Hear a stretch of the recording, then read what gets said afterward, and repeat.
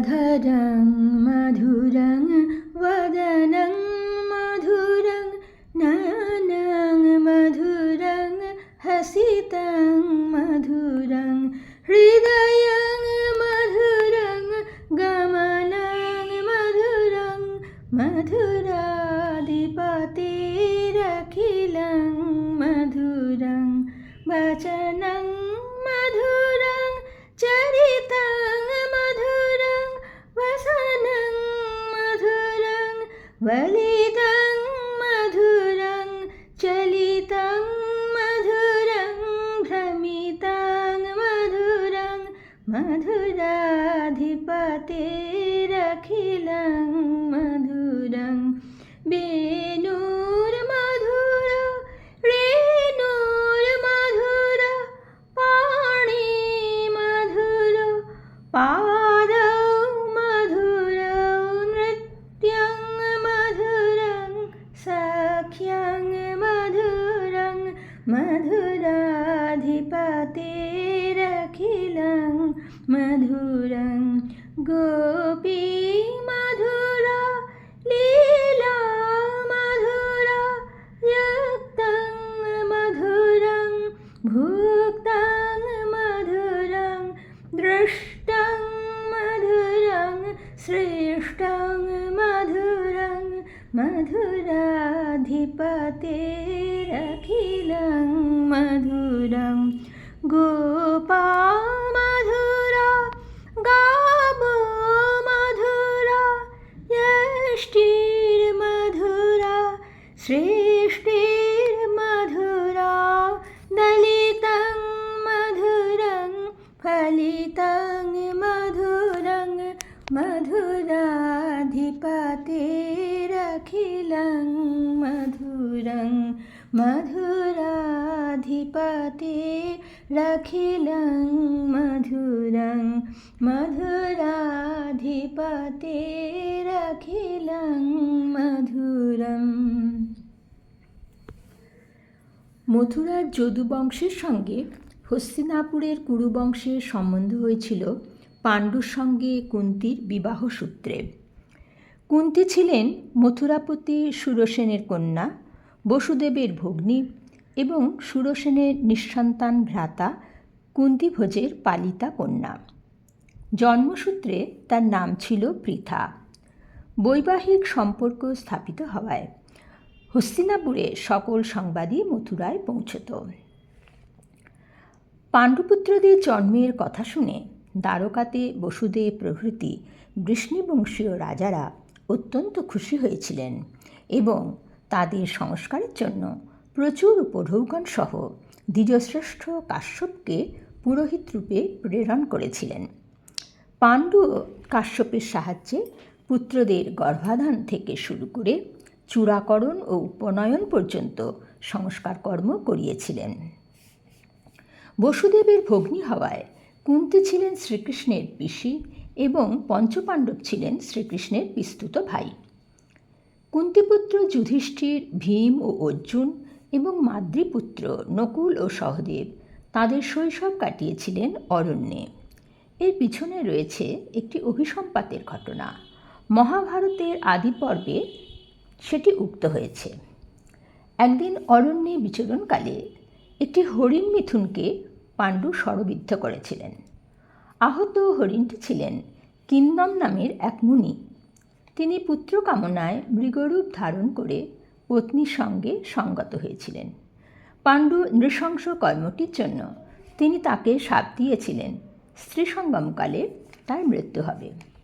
অনুতপ্ত পাণ্ডু প্রব্রজা গ্রহণ করে নাগশত নামক পর্বত থেকে চৈত্ররথ নামক বন, কালকুট পর্বত এবং হিমালয় অতিক্রম করে গন্ধমাদনে গেলেন। অতঃপর ইন্দ্রদুম্ন সরোবরে পৌঁছে শতশৃঙ্গ পর্বতে এসে তপস্যা শুরু করলেন। সেই পর্বতস্থ অরণ্যেই দৈব সহায়ে পাণ্ডু পঞ্চপুত্র লাভ করেন। পরবর্তীকালে মুনিশাপে মাদ্রির সঙ্গে সঙ্গমকালেই পাণ্ডুর মৃত্যু হয়।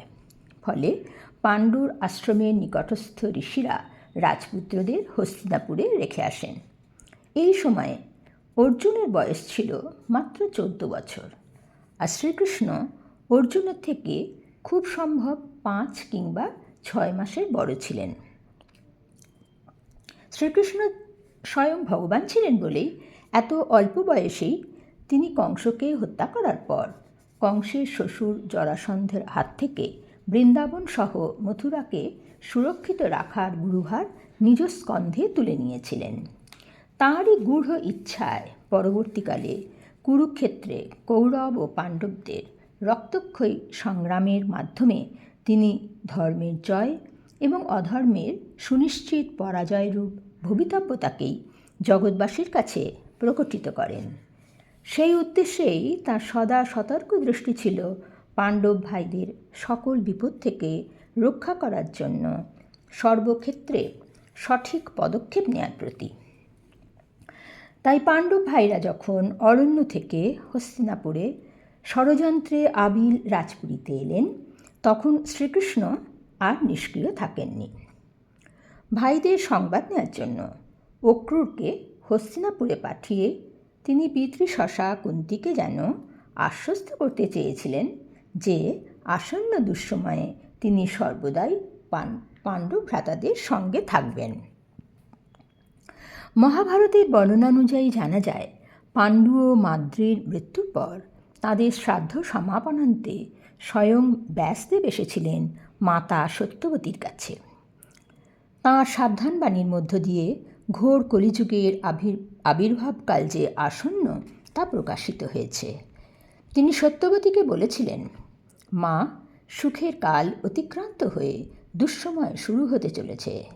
গত যৌবনা পৃথিবী ক্রমশ পাপিষ্ঠদের বাসভূমি হবে।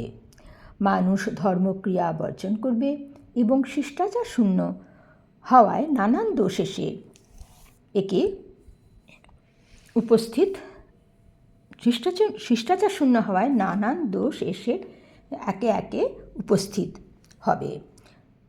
কুরুকুলের অনৈতিক আচরণের কারণে পৃথিবীতে ধর্মকর্ম লোপ পাবে। আপনি যোগ অবলম্বন করে তপবনে বাস করুন।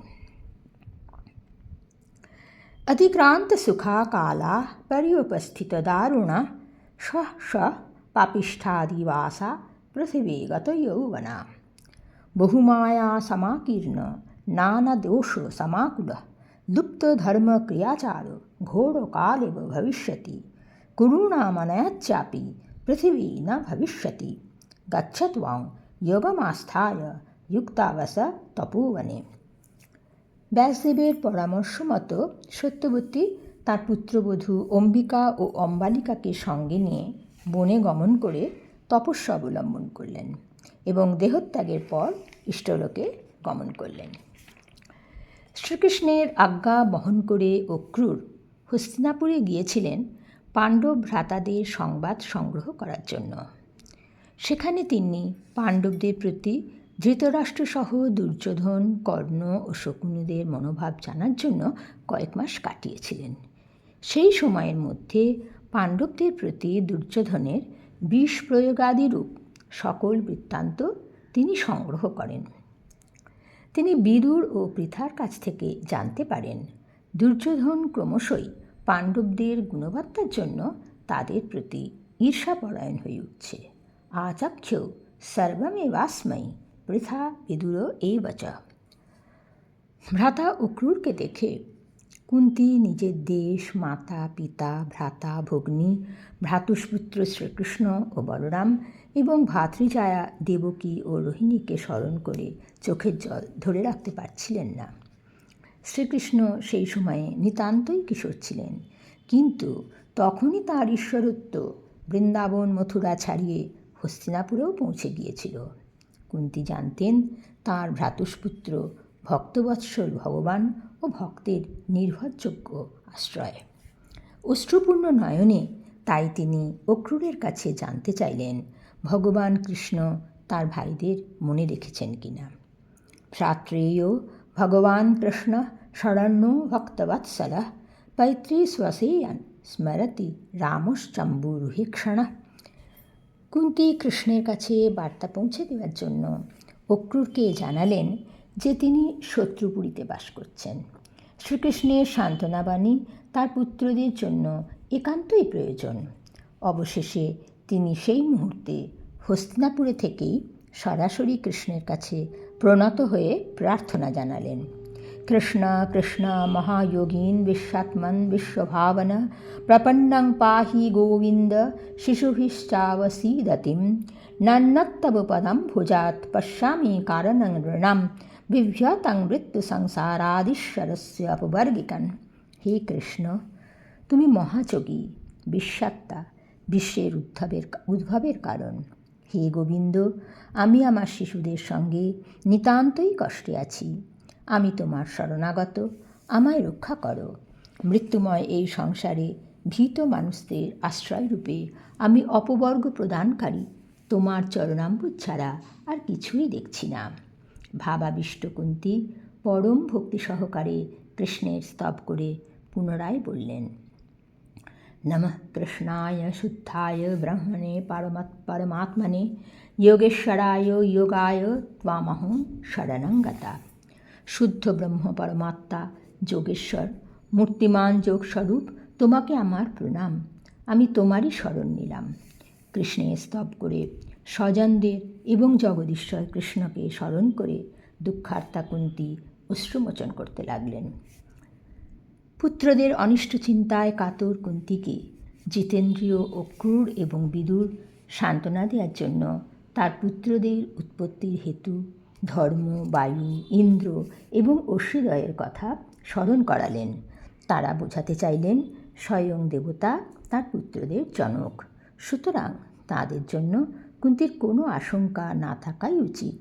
স্বয়ং ভগবান কৃষ্ণ দূত পাঠিয়েছেন অক্রূরকে ভাইদের যথাযথ অবস্থা চাক্ষুষ জেনে আসার জন্য, সুতরাং কুন্তীর কোনো বিপদেরই আশঙ্কা করার প্রয়োজন নেই।